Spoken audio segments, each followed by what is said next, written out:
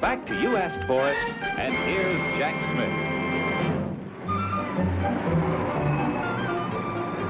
Greetings from Times Square, New York City, where 7th Avenue crosses Broadway. Yes, Broadway, the street that symbolizes Manhattan's fabulous theater district, the capital of live show business.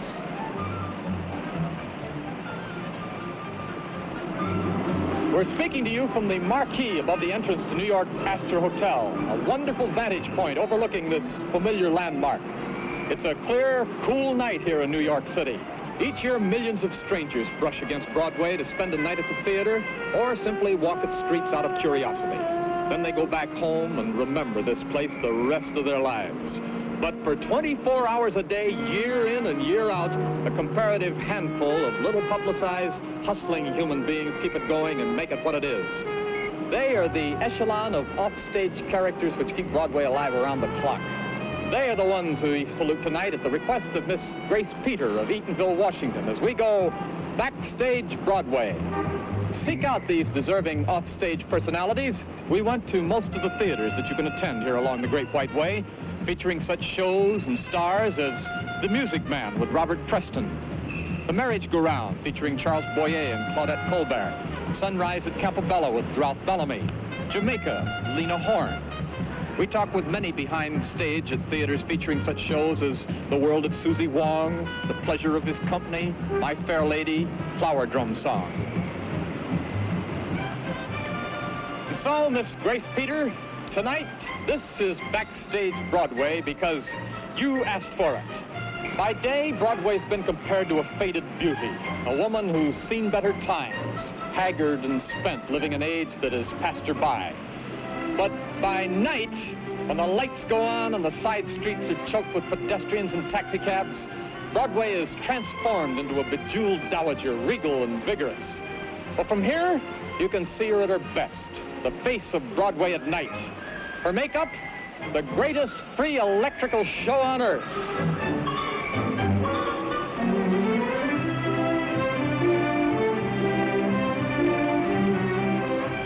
Yes, Broadway has its gigantic neon spectaculars, and light bulbs by the millions spell out traditional landmarks, the places where show people congregate.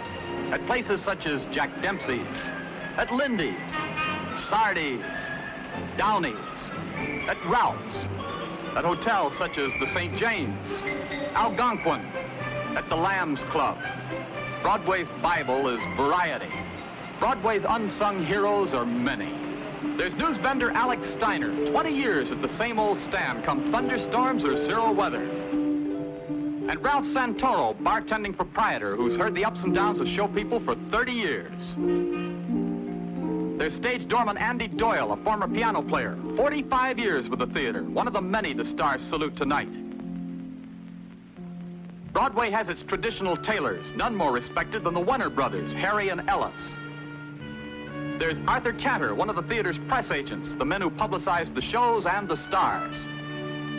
Broadway includes lighting designers such as Theron Musser, Wither House electrician Joe Marr. Its busy columnists need leg men and Girl Fridays. This is Myrtle Vernay, the right hand of Dorothy Kilgallen. Among backstage crew members saluted tonight, master carpenter Eddie Houck, once with the Metropolitan Opera. Wherever he's worked for the past 45 years, this man has dealt with the public before every performance. He's program seller Sam Saul. Florence Van Dam has been a photographer for 49 years. She's posed every big star on Broadway, including Catherine Cornell, Rosalind Russell, Lunton Fontaine. At Sardi's restaurant, there's doorman Tony Fratino. He opens that door to about 1,300 people a day. Broadway has its costume designers. Lucinda Ballard has done all of Tennessee Williams' plays and many others. Some jobs in show business lack glamour, but theaters, like actors, need grooming. This is Delia Bauman, a veteran of 35 years. Behind the front desk at Hotel St. James, manager Frank Murrow, once home to such stars as Joseph Cotton and Dana Andrews. Yes, this is Broadway Backstage. It's a big story about little people, wonderful people who do important jobs but get no applause. Joining us in this salute are some of Broadway's brightest stars. These celebrities were most anxious to nominate their favorite backstage personality, and here they are. Robert Preston, who starred in Music Man, nominates Bessie McMahon, whom he calls the best wardrobe mistress in all the world. Here's one of Broadway's most versatile stars. Her best-selling autobiography is the basis of a musical which headlines Ethel Merman, Miss Gypsy Rose Lee. Her nominee is a prop man that she says never missed a cue. He's the property master of the Music Box Theater here in New York, Mr. Sam Roseman. Everyone knows this face. Mr. Joseph Schildkraut has been one of our most distinguished American actors for many years. His nominee is the makeup man who transformed him into Otto Frank for the hit play Diary of Anne Frank, Mr. Eddie Sens. Miss Vivian Blaine, who starred in such shows as Say Darling on Broadway, takes time out from her busy schedule to nominate Clara Patterson, who is more than just her theater maid. Vivian says Clara is her friend and advisor as well. We of You Asked For It would like to select a fifth nominee, one of our own. He's Robert Downing, stage manager of such Broadway hits as Archibald MacLeish's J.B. at the Anta Theater. Well, now that you've met our cast, let's go backstage and talk to them.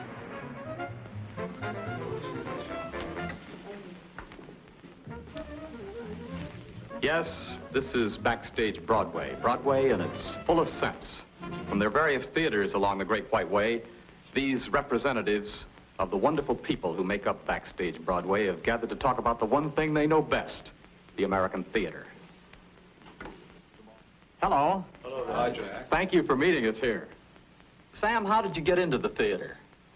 Well, I started on the east side in a small little house. They call it the Grand Music Hall. I was a kid, about 15 years old then. My husband was a musician and he wasn't home nights.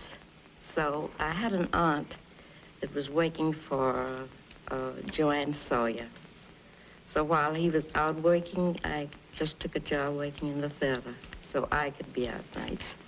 They suddenly needed someone who could make a costume in a theater, and a stagehand next door thought of me, and they called me in. Well, I fell into it, Jack. My father has been makeup director for the Metropolitan Opera House for 52 years. He died 3.5 years ago. There were summer tent shows playing around where I lived, and it was a form of summer employment. I went out every year to act in the tent shows. What's your fondest memory of the theater? Well, it's very hard to say. I have so many. I think walking into Mae West's dressing room one night when I was stage managing Catherine was great. Finding my mother sitting in the dressing room exchanging recipes with Mae West. Oh, I have so many. It's kind of hard to say what. I have enjoyed every minute of it.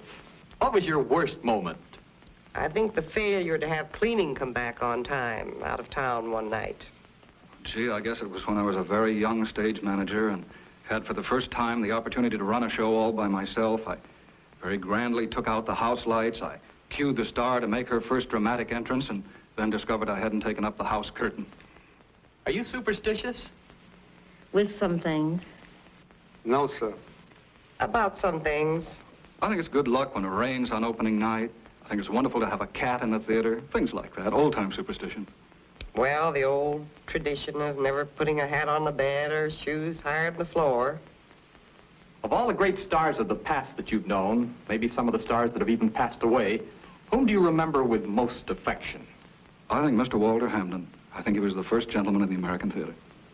Well, I could say Miss Vivian Blaine.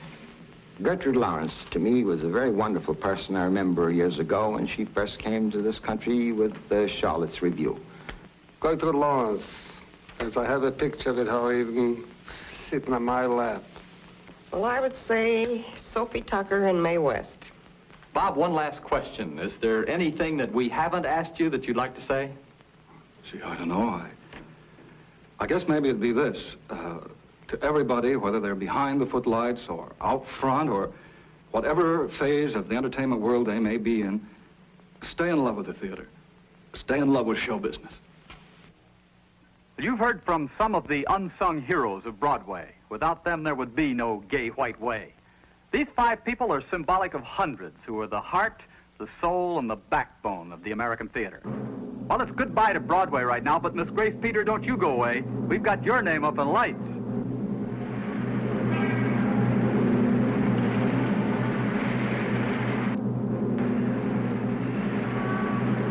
Yes, Miss Grace Peter of Eatonville, Washington. We're glad you asked for it.